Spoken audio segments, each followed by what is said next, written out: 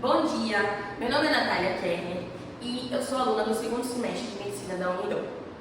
Hoje eu vou fazer a primeira parte do exame físico do abdômen. E existem algumas coisas que a gente deve levar em consideração, que são muito importantes. Para a gente começar o exame físico, a gente precisa dividir o abdômen do nosso paciente. E para isso a gente vai levar em consideração algumas linhas que vão dividir o abdômen do paciente em quadrantes. Com isso a gente vai ter a parte superior, que é o quadrante superior, os quadrantes superiores direito e esquerdo, e inferiores.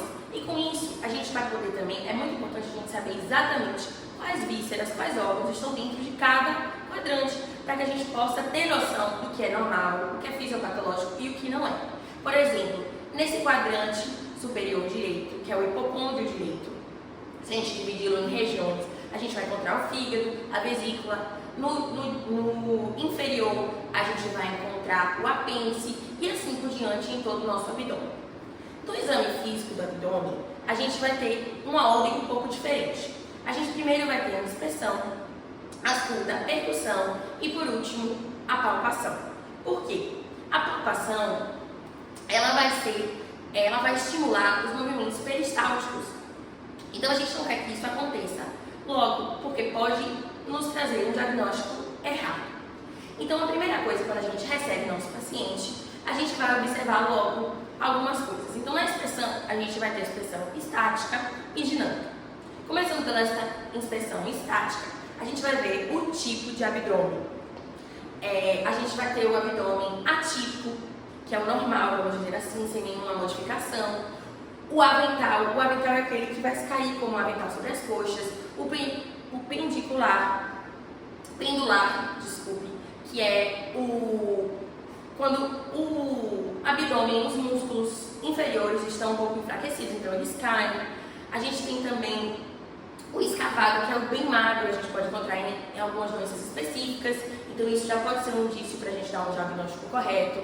A gente tem também o globoso é como se fosse o abdômen da grávida, ou então do ascítico.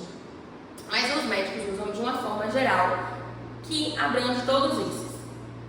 A gente vai ter o ventre de batráquio, que é quando a pessoa tem ascite, a gente sabe que ela tem um acúmulo de líquido. Então, quando ela se deita, aquele líquido já vai para os lados. Então, isso daí é o ventre de batráquio.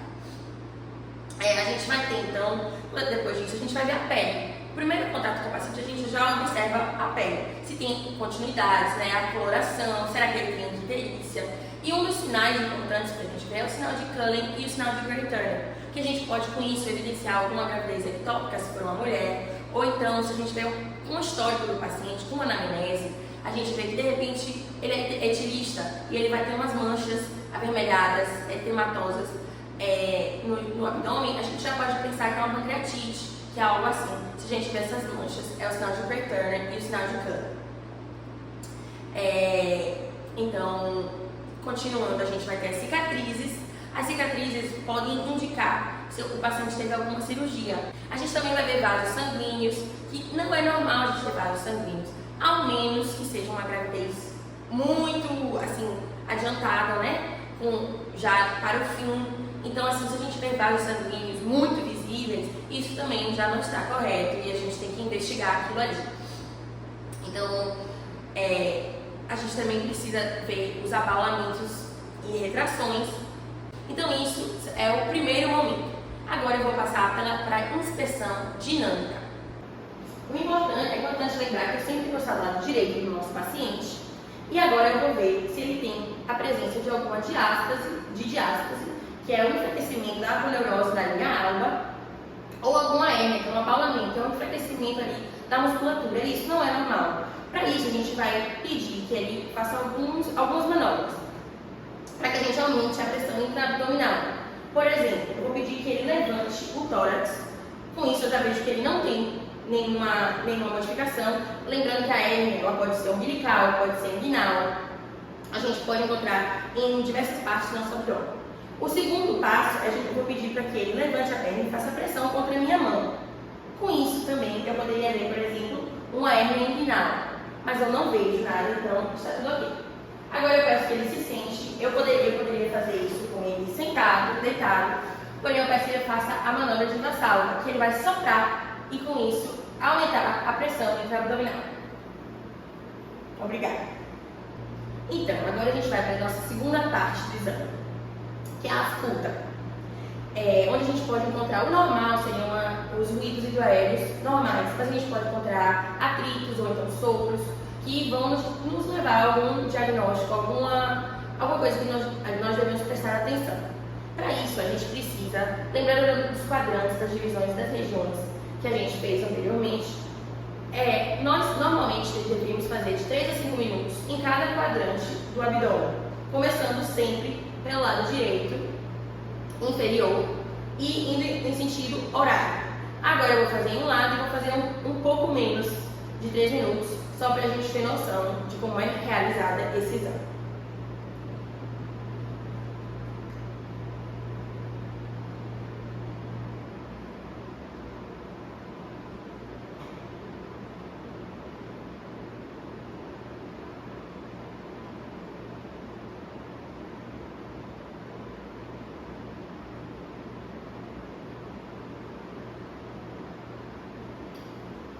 Agora vamos à percussão.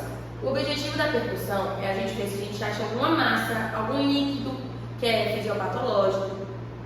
Para começar, a gente vai fazer então o diâmetro do fígado. Está timpânico.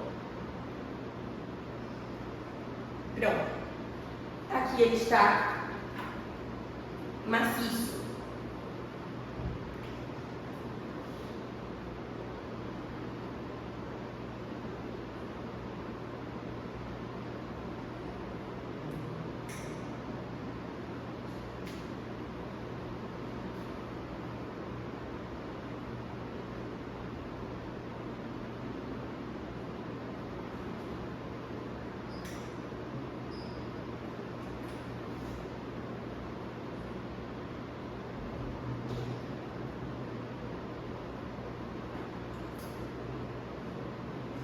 E agora eu vou medir os dois lados para eu conferir se está no tamanho ideal.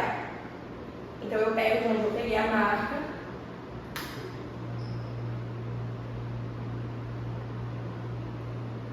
Pronto, aqui está 7, então ok.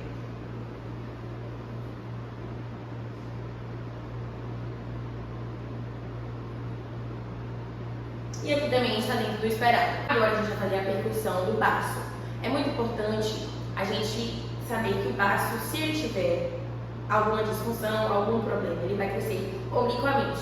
Então, nosso objetivo na percussão é achar o som timpânico nessa região. Só que a gente vai fazer uma demarcação para ver se ele está aumentado e se a gente acha o som maciço. Para isso, a gente precisa de alguns pontos como referência. A gente vai ter a sexta costela superiormente, eu já fiz aqui, mas eu vou mostrar para vocês. A sexta costela aqui superiormente, o rebordo costal lateral como referência inferior e lateralmente é muito importante a gente ter a linha axilar anterior aqui já demarcada. E agora então a gente pode fazer a percussão.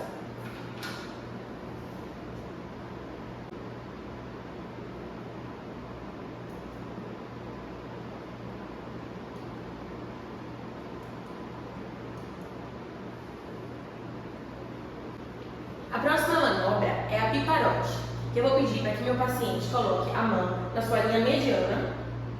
Obrigada. E eu vou colocar a minha mão esquerda inferiormente e eu vou dar um golpe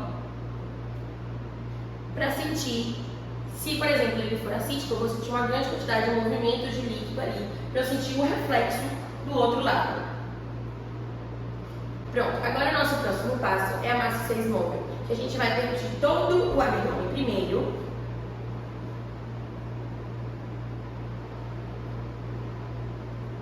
Com o mesmo princípio de saber se os locais onde ele deve estar maciço e timpânico com som normal. Agora eu vou pedir para que meu paciente se vire, se deite no seu lado, lateralmente, obrigada, e sempre do lado direito eu vou fazer a percussão de novo. Se por exemplo ele fosse acítico, a gente veria uma grande mudança, um líquido para o lado que ele se deitou. Então, com a percussão é muito importante que a gente não ache uma maciez muito grande do outro lado.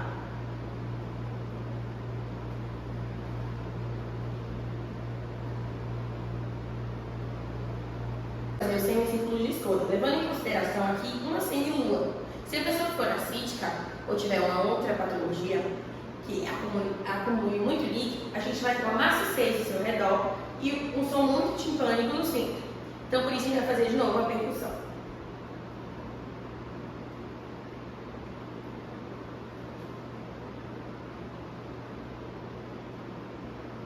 Finalmente, a gente chegou à palpação.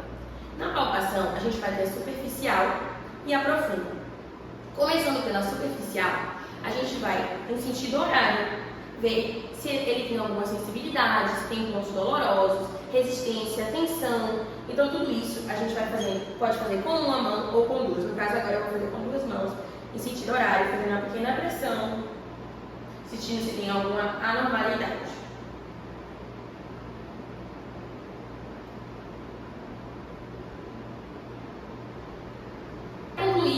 Nossa palpação superficial, eu demarquei aqui alguns pontos dolorosos no abdômen do meu paciente, que são muito importantes até para manobras. Por exemplo, eu demarquei aqui o ponto cístico. Ele a gente vai fazer a manobra de Murphy, o sinal de Murphy, que ele pode nos mostrar sinais de colecistite. A gente também tem o ponto doloroso tifoide, epigástrico, o esplênico, ureteral nos dois lados, direito e esquerdo, o apendicular, né, da apêndice, a gente pode ter uma apendicite, isso pode ser doloroso na descompressão, e os ureterais aqui embaixo também. Então, agora eu vou, levando em consideração todos esses pontos, fazer a palpação e perceber se o meu paciente tem alguma dor, se eu sinto especificamente nesses pontos alguma modificação importante. Muito obrigada, paciente. Obrigada.